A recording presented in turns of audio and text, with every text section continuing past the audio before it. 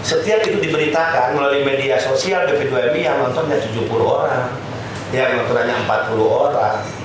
Dan kita cenderung konservatif, yang istilah beliau itu apa ya, berita tentang BP2MI itu kayak majalah dinding gitu, itu istilah beliau. Kayak mading, kalau mading kan usaha waktu kita sekolah SD itu, sekolah SMP, SMA, mading gitu, ya. Itu kritik beliau pada saya kan senang kalau dikritik, ya yang penting ini konstruktif enggak, berbasis objektivitas enggak gitu. Beliau sampaikan, terus saya ini juga bukan siapa-siapa, beliau ngomong itu, Bapak kan BP2MI lembaga negara, ada anggarannya, saya bukan siapa-siapa. Kok satu kali posting viewer saya bisa ribuan, satu kali saya endorse Pak Beni bisa 44.000, itu 44.000 loh satu kali, ya Mbak Ini. Iya, satu kali beliau bantu saya tarik untuk, ya saya ngomong melalui live 44.000. Dan ini nggak pernah terjadi dan dilakukan melalui media sosial yang dikelola oleh negara. Bapak ini negara loh, BP2MI. Saya ini bukan siapa-siapa. Artinya kalau bicara anggaran, resources Bapak lebih kuat dari saya. Saya bukan siapa-siapa, saya bukan orang terkenal. Itu pendapat beliau. Maksud beliau adalah sayang kita di lembaga negara punya program yang bagus sebetulnya, tapi kita terlalu konservatif berharap lewat website. Yang website mah tuh rakyat juga bingung ngeklik gimana, mencet apa kan gitu. Itu kan konservatif. Padahal ini udah eranya media sosial gitu. Contoh tadi lah, tadi diajari tentang kolaborasi Gasdik. Belum 10 menit yang nonton udah 700.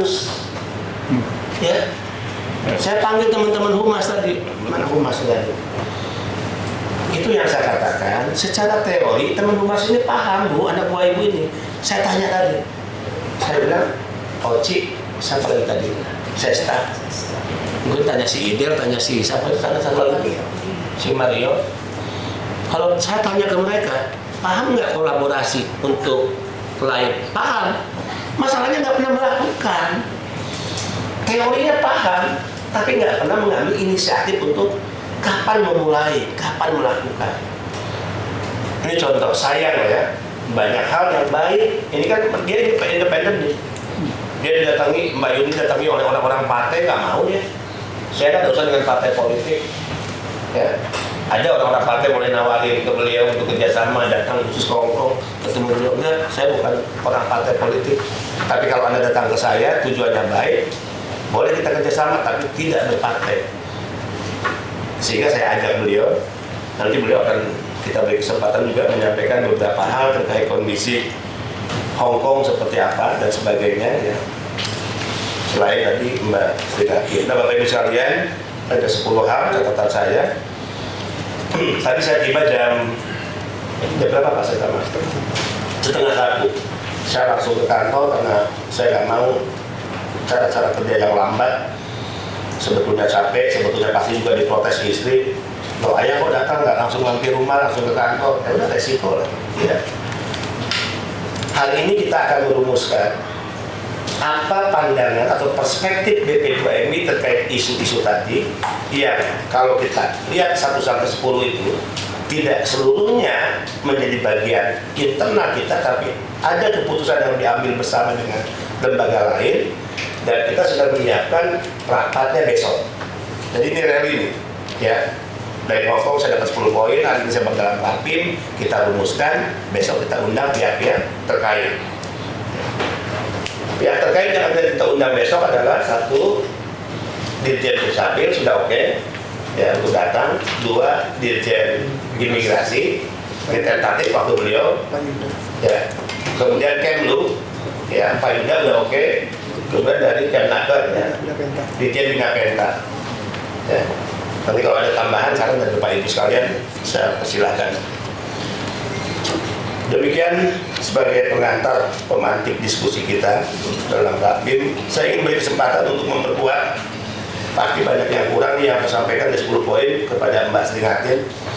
Mbak Sri Hatin saya perkenalkan hadir dalam rapim ini adalah para pejabat eselon 1, pejabat eselon 2, dan juga para kepala BP2MI di 23 provinsi. Silakan Mbak Sri Hatin. untuk waktunya. Terima kasih Pak Beni atas waktunya dan juga kesempatan yang diberikan. Saya berharap nanti bisa memberikan masukan kepada Pak Beni ya selaku pejabat yang memang kita harapkan memang mampu bertindak lebih cepat lah dibanding yang lainnya gitu. Nah kemarin dari apa yang disampaikan Pak Beni tadi sebenarnya saya juga ingin melaporkan update terbaru apa yang sudah kita temukan.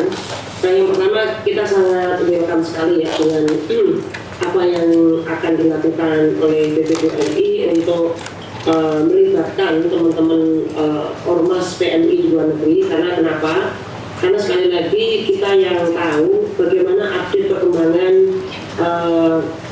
aturan di negara penempatan tersebut dan juga bagaimana sih aturan-aturan semua yang dibuat oleh pemerintah Indonesia itu bisa dilaksanakan atau tidak khususnya. Karena kita yang paling diatur dalam setiap aturan yang dibuat oleh baik itu BP2MI, Kemenaker maupun Kemenlu. Nah dari beberapa hal yang ingin saya angkat dulu Pak, ini terkait dengan masalah persoalan yang kita temukan dalam Januari sampai Juni ini. Justru persoalan yang paling banyak dihadapi teman-teman itu pemutusan kontrak kerja Pak. Kenapa hal ini terjadi? Karena memang kondisi kerja di Hongkong itu saat ini sebenarnya tidak baik-baik saja. Ya, di tengah pandemi COVID, jam kerjanya sangat panjang sekali. Mengapa itu salah satu hal yang ingin kita angkat juga dan sudah kita sampaikan kepada Lebur Parlemen waktu kita dialog dan juga kepada KJRI. Salah satunya adalah bagaimana pemerintah juga mengupayakan perlindungan ini adalah adanya jam istirahat.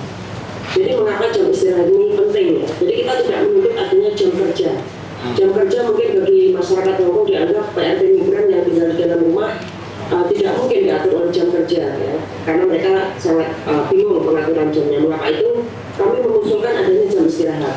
Karena kita melihat bahwa saat ini banyak teman-teman yang mengalami sakit.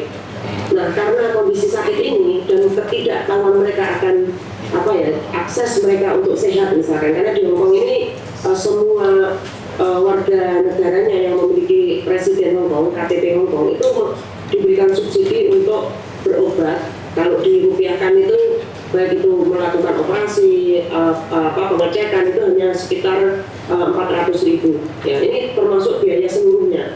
Nah karena ketidaktahuan teman-teman ini, banyak teman-teman yang sakit keras dan mereka memilih pulang.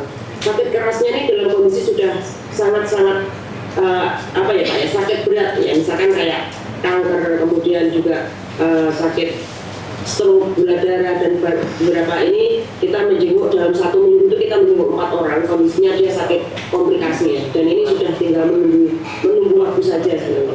Nah pemutusan hubungan kerja ini berdampak pada apa? Yaitu teman-teman tidak akan memiliki kesempatan untuk bekerja lagi di Hongkong karena adanya ancaman job hopping. Nah job hopping ini adalah pemerintah Hongkong memperketat pembatasan visa kerja di Hongkong. Jadi siapapun yang memutuskan kontrak kerja, mereka terancam untuk tidak bisa kembali ke Hongkong. Apa yang akan terjadi? Mereka akan memilih menjadi overstay atau pekerja ilegal. Mengapa ini? Kita bisa melihat bahwa dalam 1-2 tahun ke depan, kemungkinan besar jumlah buruh migran yang tidak berdokumen di Hongkong itu meningkat. Karena mereka belum siap pulang, ya. Yang kedua karena mereka masih memiliki hutang, karena mayoritas ini adalah orang-orang baru. Jadi dalam waktu 4 bulan ini kita mendata 385 orang.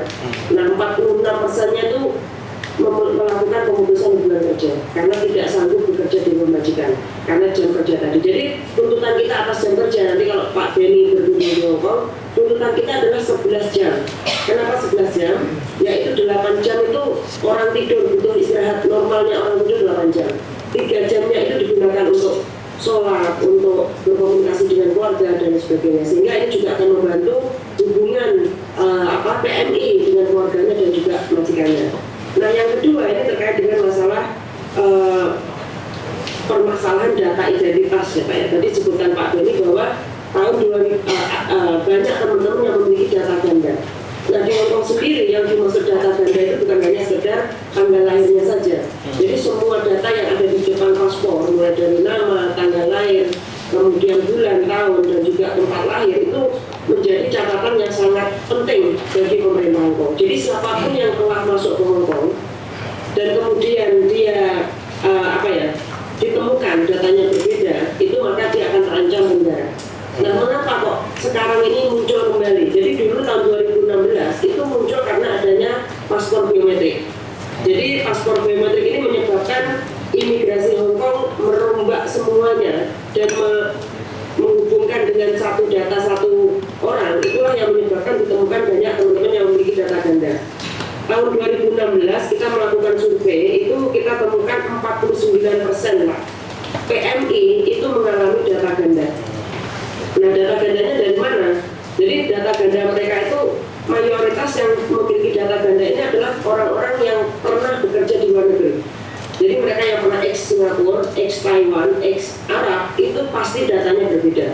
Kenapa? Karena waktu pertama kali berangkat mereka usianya dituakan, ya.